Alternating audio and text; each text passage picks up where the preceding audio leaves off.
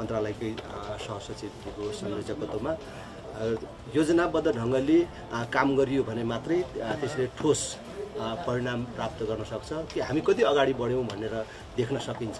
त्यस कारणले पहिले एउटा योजना निर्माण गर्नु, रणनीति निर्माण गर्नु उपयुक्त हुन्छ भनेर हामीले एउटा कार्यदल गठन गरेको छ। सनातन धर्ममा विश्वास गर्ने मानिसहरू सबैले कुनै पनि शुभ काम प्रारम्भ गर्दा अथवा शुभ काम गरिसकेपछि त्यसको स्थायित्वको कामना गर्नको लागि आफ्ना पितृहरूलाई सम्झने, आफ्ना भगवानहरूलाई सम्झने, आफ्ना आस्थाका देवी देवताहरू सम्झने जुन परम्परा छ त्यही परम्परा अन्तर्गत हामी सबैको आराध्य देव पशुपतिनाथमा मन्त्री पदको शपथ ग्रहणपछि आफ्नो काम प्रारम्भ गर्नुभन्दा अगाडि पशुपति दर्शन गर्न गएको। मन्त्रालयहरू कुनै पनि राम्रो नराम्रो भन्ने हुँदैन। सबै मन्त्रालयहरूको आफ्नो ठाउँमा आफ्नो महत्त्वहरू छन् र त्यसमाथि पनि नेपाल जस्तो देशको लागि ऊर्जा मन्त्रालयको त्यहाँ ऊर्जा मात्र होइन जलस्रोत सिँचाइ समेत सामेल छ। त्यो महत्त्वपूर्ण मन्त्रालयको जिम्मेवारी लिन पाउनु मेरो लागि एउटा महत्त्वपूर्ण अवसरको रूपमा मैले लिएको छु। भन्नेहरूले हामी सरकारमा आउने क्रममै भन्यो कि सरकारमा गयो भने त बिग्रिहाल्छ होइन, जानै हुन्न है राजेन्द्र लिङ्गदेन जस्तो मान्छेहरू भनेपछि नेपालको सन्दर्भमा सरकारमा जानु मन्त्री हुनु भनेको नै चुनौतीपूर्ण जस्तो चाहिँ नै ठानिन्छ कि त्यहाँ गएपछि मान्छे बिग्रिन्छ नै। त्यस कारणले नबिग्रेको मान्छेहरू जानुहुन्न भन्ने हिसाबले मेरा शुभेच्छुकहरूले बिहानसम्म पनि कतिले सुझावहरू दिइराख्नु भएको थियो। त्यस कारणले लाग्छ यो चुनौतीपूर्ण छ, तर म यसलाई चाहिँ अवसरमा परिणत गर्छु। मलाई त्यो चाहिँ दृढ विश्वास छ, यो अग्नि परीक्षामा म खर्च गर्छु। दर्शकबिन प्रधानमन्त्री पुष्पकमल दाहाल प्रचण्ड नेतृत्वको मन्त्री परिषद 23 सदस्यीय भएको छ। मङ्गलबार 15 जना मन्त्रीले शपथ लिएसँगै क्याबिनेटमा अब 23 सदस्यीय भएको हो। पुस 11 गते 8 जनाको मन्त्री परिषद गठन भएको थियो। नेकपा एमाले, नेकपा माओवादी केन्द्र, राष्ट्रिय स्वतन्त्र पार्टी, रासपा र राष्ट्रिय प्रजातन्त्र पार्टी राप्रपाको सिफारिसमा मन्त्री नियुक्त भएकाहरूले आज शपथ लिएका छन्। राप्रपाका सभापति राजेन्द्र लिङ्गदेनले उपप्रधानमन्त्री एवं ऊर्जा जलस्रोत तथा सिँचाइ मन्त्रीको शपथ लिएका छन्। नेकपा माओवादी केन्द्रबाट रेखा शर्माले सञ्चार र सूचना प्राविधि, अमनलाल मोदीले सङ्घीय मामिला तथा सामान्य प्रशासन, सुदन किराती सांस्कृतिक पर्यटन तथा नागरिक उड्डयन मन्त्रीको शपथ लिएका छन्। यस्तै नेकपा माओवादी केन्द्रबाट सांस्कृतिक पर्यटन तथा नागरिक उड्डयन राज्य मन्त्री भएकी सुशीला सिरपाइली काठमाडौँ बाहिर भएकाले शपथमा सहभागी नभएको जानकारी प्राप्त भएको छ। नेकपा एमालेबाट बिमला राई पौडेलले परराष्ट्र मन्त्री, हरि उप्रेतीले रक्षा, पदम गिरी स्वास्थ्य, भगवती चौधरी महिला बाल बालिका तथा समाज कल्याण, ज्वाला कुमारी शाह कृषि तथा पशुपक्षी विकास मन्त्रीको शपथ लिएका हुन्। दर्शकबिन यसैबीच राप्रपाबाट ध्रुवबहादुर प्रधानले कानुन न्याय तथा संसदीय मामिला मन्त्री र विक्रम पाण्डेले शहरी विकास मन्त्रीको शपथ लिएका छन्। त्यसैगरी दीपक सिंहले ऊर्जा जलस्रोत तथा सिँचाइ मन्त्रीको शपथ लिएका छन्। राष्ट्रिय स्वतन्त्र पार्टीबाटै शिक्षा मन्त्रीमा शिशिर खनाल, श्रम रोजगार तथा सामाजिक मन्त्रालयमा डोल प्रसाद अर्याल र स्वास्थ्य राज्य मन्त्रीमा डाक्टर तोसीमा कार्कीले पद तथा गोपनीयताको शपथ लिएको जानकारी प्राप्त भएको छ। दर्शकबिन 10 पुसमा प्रधानमन्त्री नियुक्त भएका पुष्पकमल दाहाल प्रचण्डले पुस 11 गते पद तथा गोपनीयताको शपथ लिएका हुन्। सोही दिन उपप्रधानमन्त्री एवं अर्थमन्त्रीमा विष्णु पौडेल, उपप्रधानमन्त्री एवं भौतिक पूर्वाधार तथा यातायात मन्त्रीमा नेता नारायण काजी श्रेष्ठ, उपप्रधानमन्त्री एवं गृहमन्त्री रवि लामिछानेले पद तथा गोपनीयताको शपथ लिएका थिए। नेकपा एमालेका 4 र जनमत पार्टीका अब्दुल खानले पनि सोही दिन मन्त्री पदको शपथ ग्रहण लिएका हुन्। दर्शकबिन यसैबीच यता नवनियुक्त उपप्रधान एवं ऊर्जा जलस्रोत तथा सिँचाइ मन्त्री राजेन्द्र लिङ्गदेनले 5 वर्षे रणनीतिक योजना बनाएर काम गर्ने बताएका छन्। मङ्गलबार पदभारण गर्दै मन्त्री राजेन्द्र लिङ्गदेनले मुलुकको आवश्यकता र प्राथमिकताको आधारमा मन्त्रालयको कार्य सम्पादन गर्न 5 वर्षे रणनीतिक योजना बनाएर काम गर्ने पहिलो निर्णय भएको बताएका छन्, जसका लागि 3 सदस्यीय कार्यदल बनाउने समेत उनले घोषणा गरेका छन्। मन्त्रालयकै सहसचिवको नेतृत्वमा गठन हुने कार्यदलले मन्त्रालयको आशय वक्ता र प्राथमिकताहरू निर्धारण गर्न र 5 वर्ष एउटा रणनीतिक योजना बनाउने उनले घोषणा गरेका छन्। आफूले जिम्मेवारी लिएको मन्त्रालयको काम चुनौतीपूर्ण रहे पनि त्यसलाई अवसरमा बदल्ने राजेन्द्र लिङदेलले अभिव्यक्ति दिएका छन्। सबै मन्त्रालयहरूको आफ्नो ठाउँमा महत्त्व हुने भन्दै उनले नेपाल जस्तो देशको लागि ऊर्जा मन्त्रालयको जिम्मेवारी पाउनु आफ्नो लागि एउटा महत्त्वपूर्ण अवसर भएको बताएका छन्। उनले भन्नेहरूले सरकारमा गयो कि बिग्रिहाल्छ, जानै हुँदैन है। राजेन्द्र लिङदेल जस्ता मानिसहरू भन्थे नेपालको सन्दर्भमा सरकारमा जानु, मन्त्री हुनु भनेको नै चुनौतीपूर्ण जस्तो ठानिन्छ।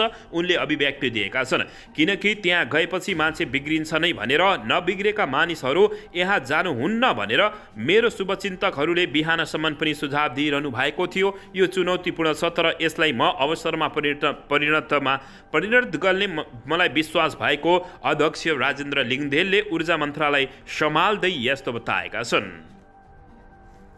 दर्शकबिन, यसैबीच यता नवनियुक्त स्वास्थ्य राज्य मन्त्री डाक्टर तोसीमा कार्कीले पैसाको अभावमा उपचार नपाएर कसैले ज्यान गुमाउनु पर्ने अवस्था नआउने दाबी गरेकै छैन। यसैबीच संविधानले परिकल्पना गरेको मौलिक हकलाई वास्तविक रूपमा कार्यान्वयनमा ल्याउने प्रतिबद्धता उनले जनाएकै हुन्। रामसाय पथ स्थित मन्त्रालयमा मङ्गलबार कार्यभार सम्हाल्दै राज्य मन्त्री तोसीमा कार्कीले सरकारी अस्पतालको न्यूनतम सेवा मापदण्ड बनाएर कार्यान्वयनमा ल्याउने उनले बताएका छन्।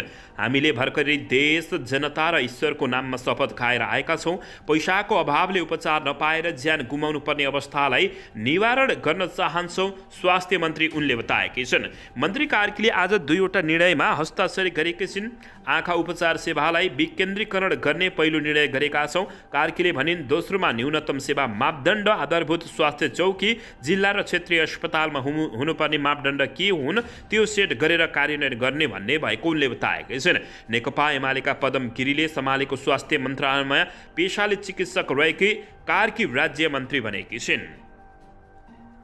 दर्शकबिन, यसैबीच यता राजनीतिक एवं समसामयिक विषयवस्तुमा सामाजिक सञ्जाल मार्फत टिका टिप्पणी एवं आफ्नो धारणा सार्वजनिक गरिरहने कलाकार दीपक राज गिरीले फेरि टिप्पणी गरेका छन्।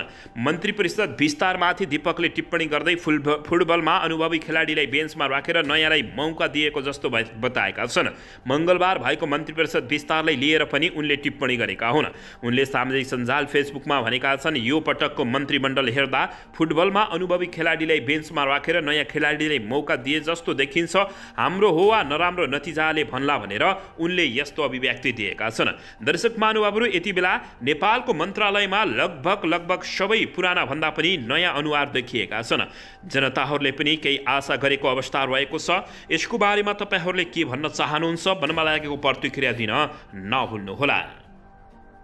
दर्शकबिन, यसैबीच यता नवनियुक्त परराष्ट्र मन्त्री डाक्टर बिमला राई पौडेलले परराष्ट्र मन्त्रालयले जनतामा पुर्याउने सेवा र सुविधालाई सहज बनाउने कुरा आफूले पहिलो प्राथमिकतामा राखेको बताएकै छिन्।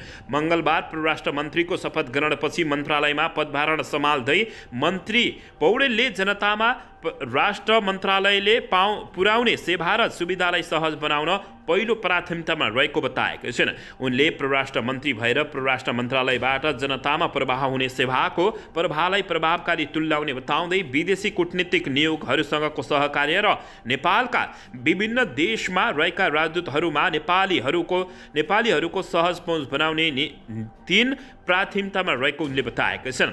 उनले परराष्ट्र मन्त्रालयमा जनतामा प्रवाह हुने सेवाको प्रभावलाई प्रभावकारी तुल्याउने आफ्नो पहिलो प्राथमिकता रहेको बताएकी छिन्। यसैबीच नेपालको हितमा सम्झौता नगरिकन आफूले विदेशी कूटनीतिक नियोगहरूसँग सामान्य गर्ने उनको भनाइरहेको हो। उनले भनिन्, आफू आउन साथ सबै नीति फेर्नेतिर लाग्दिन।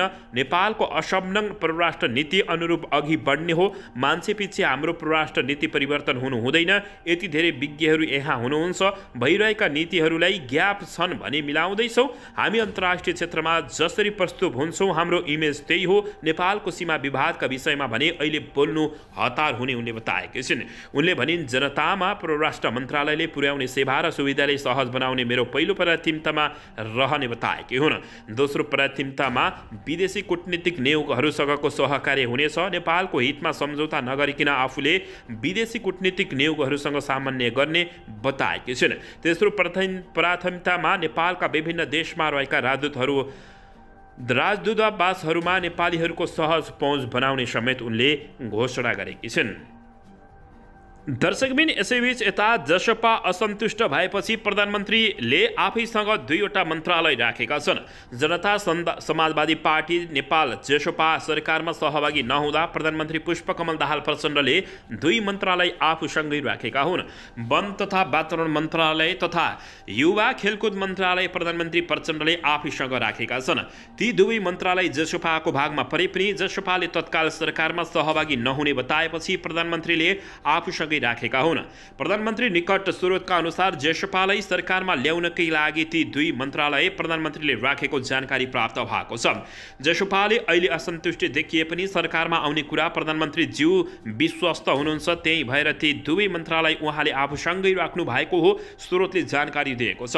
23 सदस्य सहित मन्त्री परिषदमा प्रधानमन्त्रीका अलावा 4 उप प्रधानमन्त्री, 15 मन्त्री र 3 राज्य मन्त्री रहेका छन्। कार्य विभाजन असन्तुष्टि जनाउँदै जनमतका अब्दुल खान समेत कार्यभार सम्हाल्न मन्त्रालय पुगेका छैनन्। उद्योग वाणिज्य तथा आपूर्ति मन्त्रालयमा दाबी गरे पनि अन्तिम समयमा खानेपानी दिएको भन्दै जनमत असन्तुष्ट रहेको खबर प्राप्त भएको छ।